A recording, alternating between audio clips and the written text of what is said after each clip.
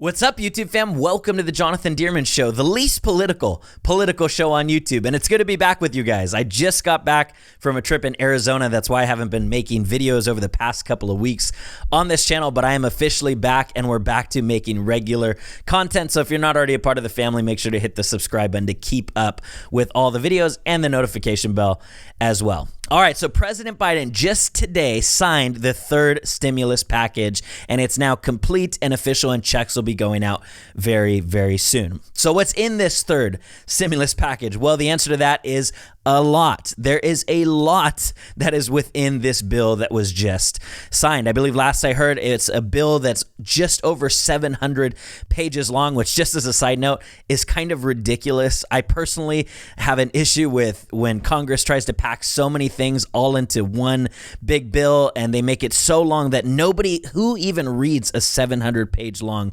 bill. I know all these Congress people do not read every single page, and so people are just trying to throw in their own personal agenda things and hoping that, hey, if it's a $1.9 trillion deal and we throw in a little portion that says $8 million gets allocated over here, who's going to hold up the whole bill for this one little section? And so everyone throws their stuff in the pot. I'm not a big fan of the way that works. I think that it shouldn't be an all-inclusive bill. I think that it should be more individual topics so that people don't get away with cramming little things in there. But it is what it is, and it was just passed. $1.9 trillion bill, which is a massive, massive amount of money. Some of that's allocated towards stimulus checks, and a lot of it is not. But here's what the stimulus checks will look like, and here's some of the details of the stimulus checks.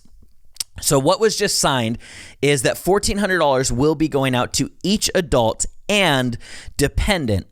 So in addition to the $1,400 that you'll get if you're an adult and you're not claimed on somebody else's tax return, then in addition to you getting $1,400, any dependent that you also claim, which is either any of your children or an adult dependent, maybe a college student or a young adult that still lives in your house and you claim them on your tax return, you will get $1,400 for those kids or adult dependents as well, which means if you are an adult dependent, if you're a college student or a young adult that is claimed by your parents or by a guardian on their tax return, then you don't get the $1,400 the people that claim you do. The unemployment benefits will be at $300 a week, and it will be extended until September, extended to September. And the first $10,200 of that will be tax-free.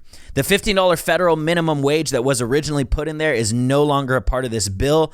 It's a separate topic now, and nothing was changed there, which, by the way, I will make a future video giving my opinion on whether or not a $15 minimum wage is a good thing or a bad thing. I plan on making a video about that, and so again, stick around to hear that. If you're single, some people are disqualified from these stimulus checks. If you're single and you're making $80,000 or more, or if you're married with a combined income of $160,000 or more, then you are disqualified from receiving these stimulus checks. So when will they come? Well, Secretary Jen Psaki said that the first wave of payments could be sent out as early as the weekend of March 13th and 14th, with more payments in the following week. So that's this weekend. Payments may start being sent out as early as this weekend and then continue to be sent out over the next few weeks. However, the payments don't all go out at once. Those whose bank information the IRS and the government already has access to through either your tax return or whatever way that they've been given access directly to your bank account, you will probably receive it faster via direct deposit. And people that don't have that already set up will probably receive it slower through paper checks or even prepaid debit cards in the mail.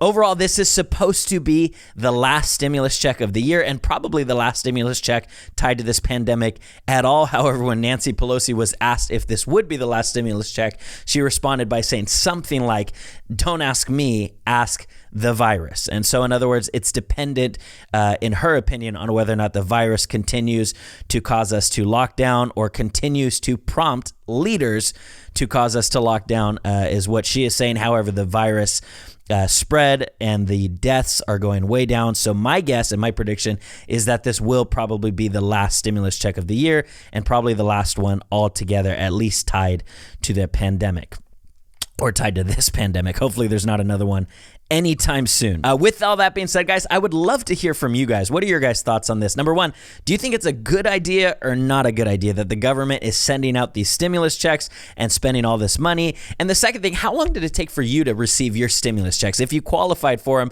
in the last 2 times, I'm just curious. I'd love to know, did you receive it within a week of it passing? Did it take several weeks, months? Some of you maybe still haven't received it. I'd love to hear from you guys. And other than that, guys, if you're not already a part of the family, if you're interested in content that is more loyal to principles than political parties, then hit the subscribe button, guys. Hit the notification bell. And lastly, if you like this video, if you like what I'm trying to do, make sure to hit that like button. And other than that, I will see you all at the next Jonathan Dearman Show. Peace out, guys.